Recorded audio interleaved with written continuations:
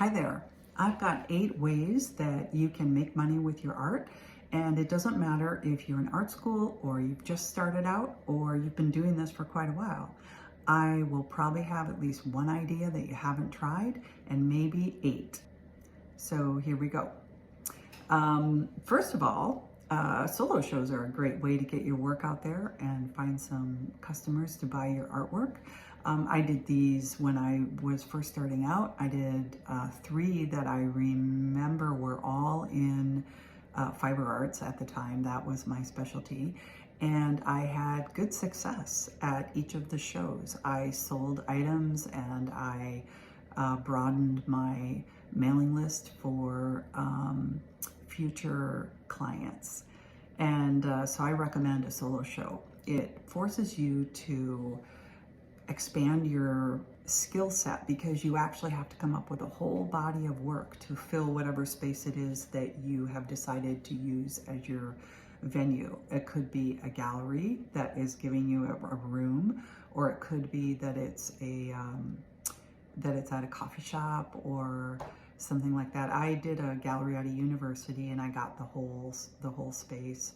I did a coffee shop and I got the whole upstairs space for that one. And then I did a downtown store gallery and I got like a little section of the store to display my things. And then in each of those, you know, you have like an opening night and you invite all your friends and anyone from your mailing list.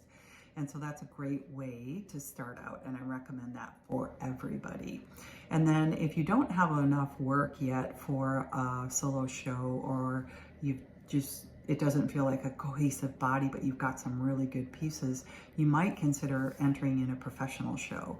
And you may end up selling your work that way, or you may end up getting some sort of a prize for that, which is great. It can also lead to commissions, private commissions. Both solo shows and professional can lead to that. So with those shows, you basically have the work done ahead of time and you put it out there.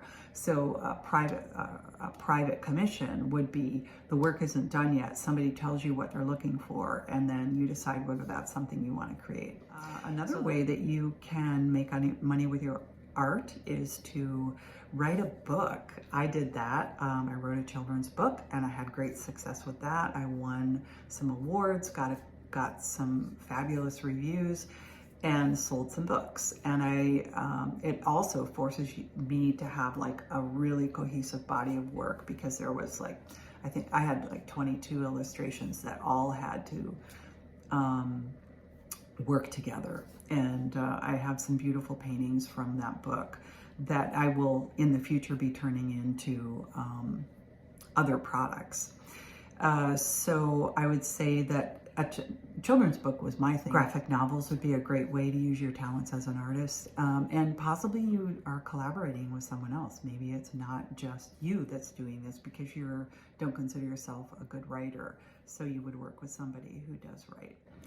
Another way to sell your artwork is through an online platform, either your own website or Etsy, or need a shopping mechanism so that the artwork can be sold on the spot when people are shopping for it online. And it's either going to come directly for you, or you're going to use a fulfillment, depending on what your product is. Like if you're having your artwork turned into prints or other pillowcases or something, then you might have a fulfillment service.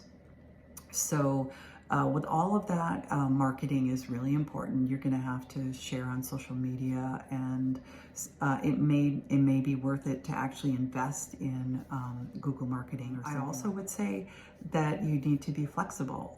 There was a time in my life when I had a house payment to make, I had a child to take care of, and the commissions were too few and far between.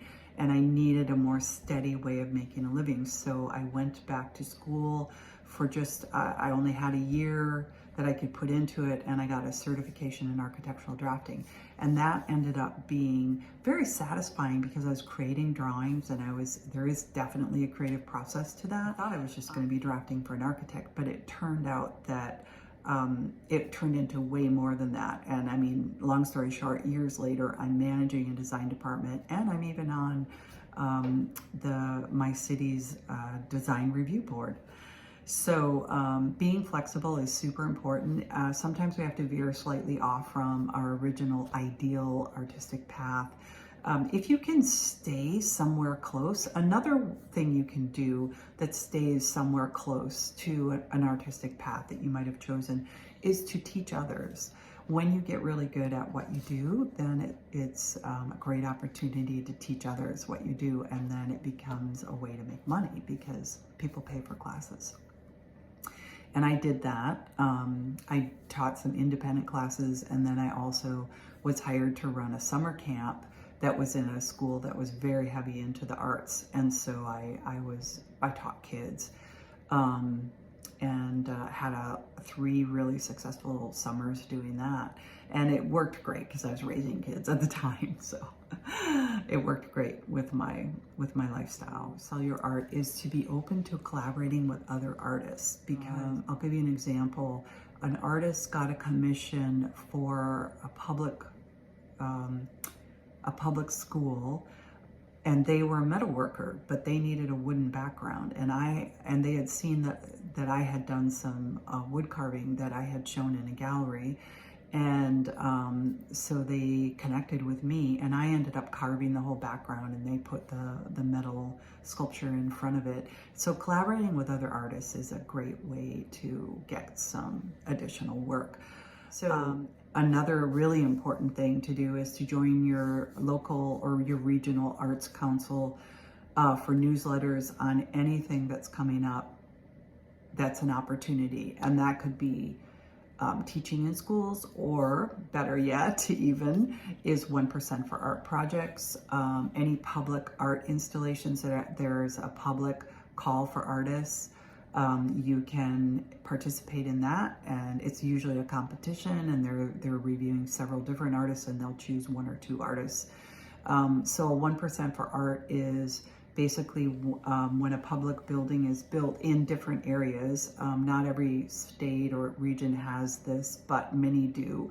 And that is when a public building is built, 1% of that money gets slated for arts to decorate that building. And it can be that they want 1 or 2 big installations, or it could be they want several smaller pieces. I have been really successful in the 1% for art program. I've gotten 2 different commissions over the years, and they were both pretty big. One was stained glass windows for a library. The other one was a series of 10 quilts that went on a ferry, a boat. And then I've also had some commissions where custom commission for a memorial to a teacher. I've sold quilts that have gone into state Department of Health building. So there's lots of avenues through public buildings that need to be decorated with artwork. I wonder if I've gotten through all of this list. Okay, I'm going to do a quick recap. Solo shows, you'll have to have a whole body of work to do that. Professional shows, where you only have 1 or 2 pieces that you want to enter, that's another way. Write a book or collaborate with somebody who's writing a book or a graphic novel. Use an online platform, your own website, or a site like that sells, like Etsy. Teach kids or adults. Be flexible if you have to get a certification in something that's near to your ideal art, but it's a little bit off path. Be flexible. I did architectural drafting. Collaborate with others, great way. Find other artists or people who need an artist, and they're part of the work too. And then the last one is connect yourself with your regional or your local arts council and find those really nice commissions, those 1% for art, those public call for artists for shows or individual commissions. So I hope that these were helpful. I know they will be, because I mean, I've done all of these and I've found success in all of these in one way or another. And you can too, because we just need to keep the arts going and alive, and I know you're gonna do great. Just keep plugging away. I think the last thing that I would want to share with you is to be aware of when an opportunity comes floating in front of you and say yes, if it's appropriate, of course. But when you say yes, when you're a little bit nervous, like, can I actually do that? You probably can, and you probably should say yes. So just remember that one when the opportunity floats in front of you. Okay, bye-bye.